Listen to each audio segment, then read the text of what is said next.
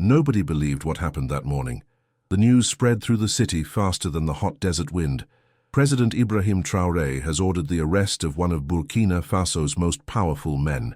It wasn't just any criminal, not a trafficker or a rebel. It was Laurent Zida, a magnate, a man who controlled companies, judges, and even prisons. And even more shocking, he was arrested by the hands of a man he himself had destroyed years ago, Emmanuel. Yes, Emmanuel, the one who 7 years earlier was dragged like an animal, handcuffed and humiliated, falsely accused of theft, abandoned by his wife, forgotten by his children, and buried alive in a filthy, cramped cell in Ouagadougou's central prison. Now there he was, standing beside the president himself with a badge pinned to his chest. National Task Force for Justice Review. But no one knew how it all began. Not even the journalists who crowded the squares and streets trying to understand how a simple man, a forgotten prisoner, had become the symbol of a silent and overwhelming revolution. It all started on a quiet morning, just over a year ago, when Ibrahim Traoré, president and commander of Burkina Faso's armed forces, broke from his routine of political engagements for the first time and decided to do the unthinkable. Visit the central prison alone, without prior notice, without an entourage, without the press. "Take me to the jail," he ordered the driver, without even glancing at the perplexed aide. There, amid fetid corridors and mouldy walls, he met Emmanuel, a gaunt, broken man with eyes that had long given up on pleading for help. Emmanuel didn't beg, didn't shout, didn't implore. He simply answered in a low, weary voice, "I've been here for 7 years, accused of a crime I didn't commit." And in that moment, the president didn't see just a prisoner. He saw a broken system, the rot no one dared confront, the reflection of the very country he led. Forgotten people, crushed lives, corrupted justice. That was the day the spark was ignited. The president cancelled all his appointments and, with Emmanuel's file in hand, uncovered a web of corruption, bribes, and false accusations that propped up the empire of men like Laurent Zida, who manipulated the law like molding clay. Emmanuel was released amid tears and applause, but he didn't want just his freedom. He wanted more. He wanted justice for all those who, like him, had been buried alive behind the bars of a deaf and blind system. So, when the task force was created, he didn't hesitate to accept Traoré's invitation.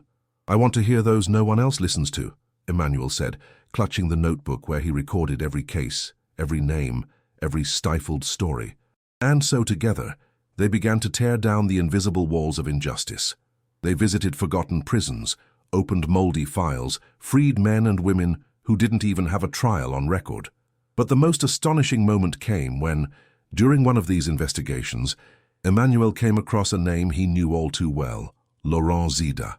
There it was, hidden among dozens of case files, another of his victims, a 22-year-old named Ismael, imprisoned for armed robbery, with no witnesses, no evidence, only the word of a security guard from Zida's company. Emmanuel shuddered. It was the same strategy, the same script he knew by heart: accuse, silence, destroy. Immediately he brought the case to Traoré. And then, what no one could have imagined happened. The man who for years had been untouchable, surrounded by lawyers, politicians, and military men, was detained. "Arrest him," Traoré ordered, with the same resolve he had shown when ordering his own entry into the prison months earlier. That day, Burkina Faso came to a standstill. As Laurent Zida was led away in handcuffs, Emmanuel stood beside the president, no longer as a victim, but as a living symbol that the system could, indeed, be transformed. Now let me tell you, with all the details, how this story unfolded and how it forever changed not only Emmanuel's life, but the soul of an entire nation. But first, if you want to follow more stories like this which show that justice can prevail even when all seems lost, subscribe to the channel now, turn on the notification bell, and share this video. Your participation is crucial for more people to know these stories that need to be told. Continuing, after Laurent Zida's arrest, President Ibrahim Traoré called a press conference that brought the country to a halt. Standing beside Emmanuel in front of dozens of cameras and microphones, he declared with a firm and solemn voice, "This is not revenge, this is justice. No man, no matter how rich or influential, is above the law." Emmanuel, with trembling hands, but eyes full of dignity, said nothing at that moment. He didn't need to. His presence there was more eloquent than any words.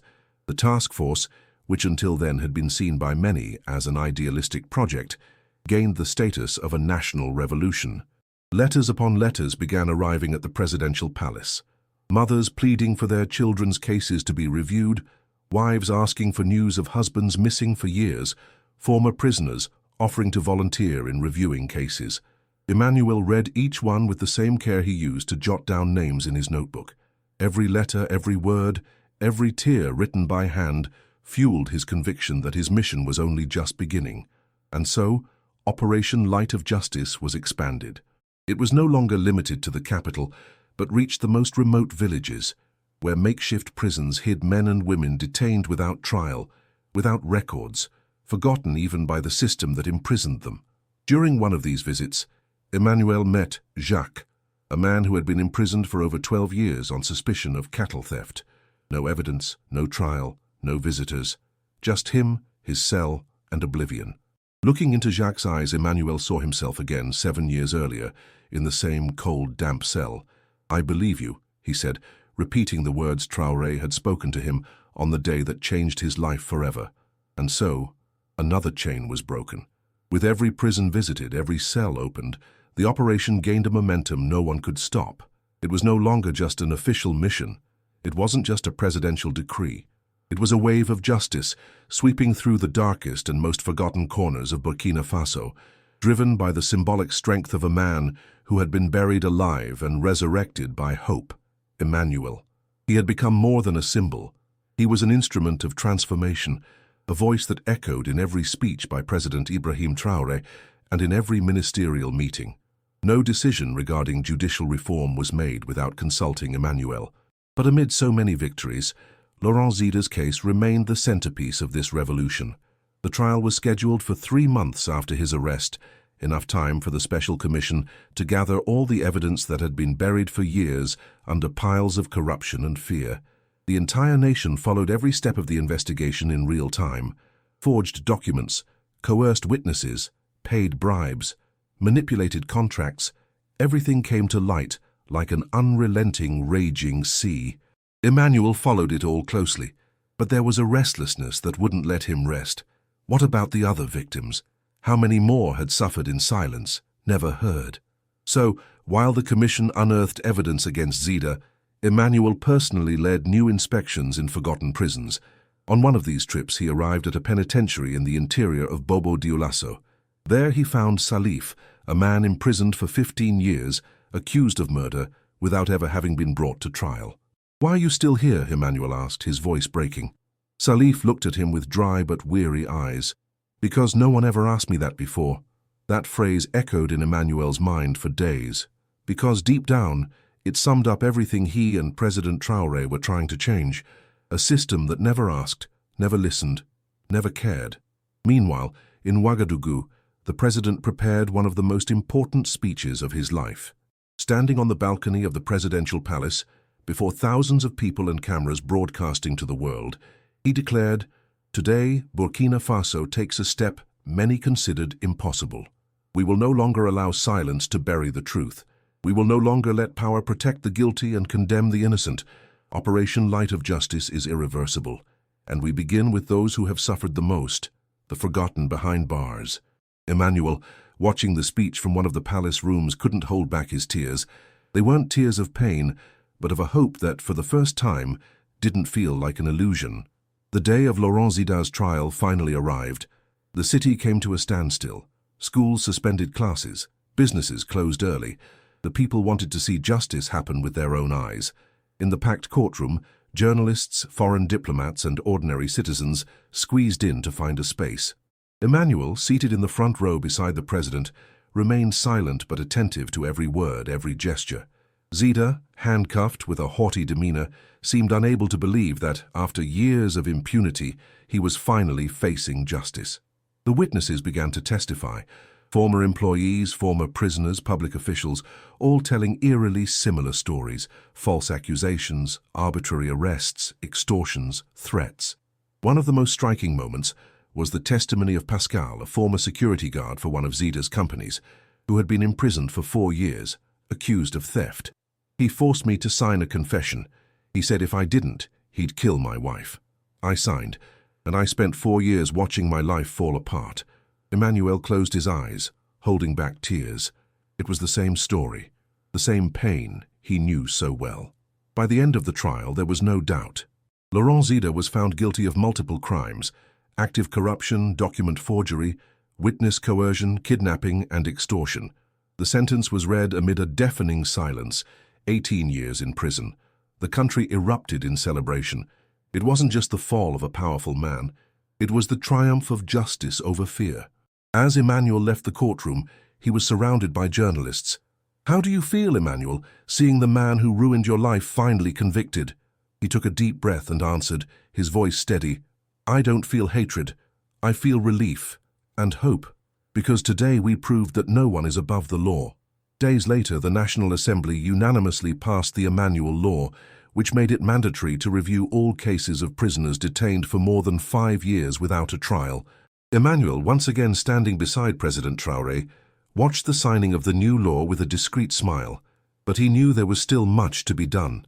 Meanwhile, the National Social Reintegration Program, designed by him and supported by the government, began to bear fruit. Former prisoners freed by Operation Light of Justice were being trained, receiving psychological support, and integrated into the job market. Emmanuel made a point of personally visiting many of them. During one of these visits, he met Thomas, a young man who had been imprisoned at 18 for participating in a protest and who, thanks to the operation, had recently been freed after 10 years behind bars. "And now, Thomas, what do you plan to do?" Emmanuel asked. Thomas smiled, emotional. "I want to be a lawyer. I want to fight for those who can't fight for themselves." Emmanuel took his hand, squeezing it tightly. "Then, do it, and never again let silence win." When President Traoré was informed of this encounter, he called a meeting at the palace. "Emmanuel," he said, "we're changing the country, but we need to ensure this change is permanent." And so, the idea for the National Fund for Restorative Justice was born, aimed at financing education, housing and employment for innocent former prisoners. At the fund's launch ceremony, before thousands of people, the president insisted on calling Emmanuel to the stage.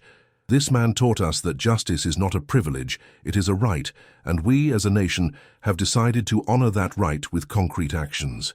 Emmanuel, taking the microphone, looked at the crowd and said, "I was buried alive, but justice resurrected me. Now, I dedicate my life to ensuring no one else is buried by silence."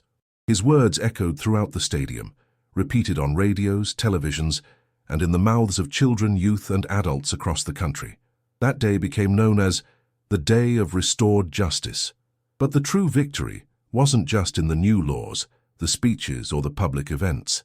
The true victory was in the silent, profound change that began to spread across Burkina Faso, like strong and invisible roots, sustaining a new generation of hope and justice.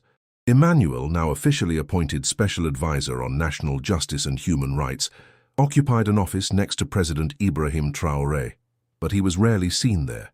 He preferred to be on the streets, in the villages, in the prisons, listening to stories, taking notes in his inseparable notebook. "I can't forget where I came from," he said whenever someone asked why he insisted on visiting prisons, even after gaining his freedom and a prestigious position. During one of these visits in a small town in the north, Emmanuel met Adama, a teenager imprisoned for 2 years, accused of stealing a sack of rice. No trial, no defense, no family. "Do you still believe justice exists?" Emmanuel asked, sitting beside him in the cold cell. Adama hesitated, then whispered, "Maybe." Emmanuel smiled, placed a hand on his shoulder, and replied, "I'm living proof that it does." That same week, Adama's case was reviewed, and he was released. President Traoré received him at the palace, handed him a scholarship, and ensured his reintegration would be personally overseen by Emmanuel. Meanwhile, Operation Light of Justice continued full steam ahead. In 6 months, over 400 unjustly detained prisoners were freed. Prisons underwent structural and administrative reforms. Physical records began to be digitized, preventing people from disappearing in the system, as had happened to Emmanuel. But the changes weren't just institutional. They were, above all, human. Judges were trained with a focus on human rights. Police officers were instructed to respect legal boundaries during arrests. Volunteer lawyers offered to defend those without financial means for free. President Traoré himself made a point of participating in many of these training sessions. In one, addressing a group of new judges, he said, "Remember, every decision you make can destroy or restore a life. It's not just about applying the law, but about protecting human dignity." Emmanuel watched these speeches with quiet pride. He knew the change they were driving wasn't just governmental, but cultural. The international response was immediate. Burkina Faso became regarded as a model for judicial reform in Africa. Representatives from the UN, the African Union, and various NGOs visited the country to study how Operation Light of Justice worked. But despite the praise, Emmanuel and President Traoré knew there was still much to be done. On a quiet night, seated in the garden of the presidential palace, Emmanuel asked, "Do you think we've really changed the country?" Traoré was silent for a few seconds, then replied, "We've changed it, yes, not everything, not yet, but enough to prove it's possible." Emmanuel smiled, looked at the starry sky and said, "Enough so that no one else has to go through what I did." Days later, Emmanuel was invited to speak at the National Assembly, where he would be honored for his historic contribution to the country's justice system. Standing before parliamentarians, ministers, and ordinary citizens, he began, "I'm not a hero. I'm just a man who for a long time no one wanted to hear. Today, I'm here to ensure everyone is heard, especially those who have no voice." He paused, looked around and continued, "Justice doesn't begin in the courtroom or the cell. It begins in the heart. Each of us is responsible for ensuring it's never denied to anyone again."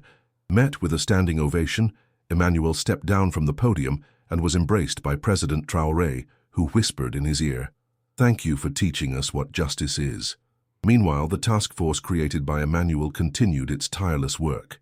Across the country, trained teams visited police stations, penitentiaries, and communities, reviewing cases, hearing complaints, and freeing the innocent. Emmanuel continued to lead, not with the power of a title, but with the moral authority of someone who knew the pain of unjust imprisonment firsthand. On one of his last visits to Ouagadougou's central prison, the same one where he had spent 7 years of his life, Emmanuel was invited by the prisoners to enter the cell that had once been his. There on the wall was a small plaque installed by the prison administration. Here was Emmanuel, a man forgotten by the system but remembered by history as the one who broke the chains of injustice. Emmanuel stood still for a few minutes, staring at the plaque. Then he turned to the prisoners watching him and said, "Don't give up. Justice may be slow, but it comes. I'm proof of that." As he left, the prison director, a young man newly appointed after the prison system reform, accompanied him to the gate and said, "Thank you, Emmanuel. You taught us to never let anyone disappear in here again." On the way back to the palace, Emmanuel looked out the window of the official car and saw children playing, street vendors, mothers with their children, ordinary scenes that now held new meaning for him, freedom. Upon arriving at the palace, he was greeted by the president, who held a letter in his hands. "Another one?" Emmanuel asked, smiling. Traoré nodded. "Yes, from a woman in a village in the east. She says her son was arrested 8 years ago, and she hasn't heard from him since." Emmanuel took the letter, read it carefully, tucked it into his jacket pocket and said, "Then we have a place to go." The president smiled and replied, "As always, the mission isn't over." And so Emmanuel and Ibrahim Traoré continued side by side, not just as president and advisor, but as brothers in the same cause, convinced that justice is not a destination, but a path that must be walked every day. The sun set over Ouagadougou, casting a golden light over the presidential palace.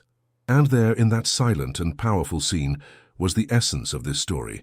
A man once forgotten had become the living memory and concrete hope of a nation that had finally learned to listen to the silenced. If you were moved by this story and want to support the mission of justice and truth, subscribe to the channel now, leave your like, share with your friends, and turn on the notification bell. Stories like this need to be told, so they are never forgotten again. Thank you for watching and see you in the next video.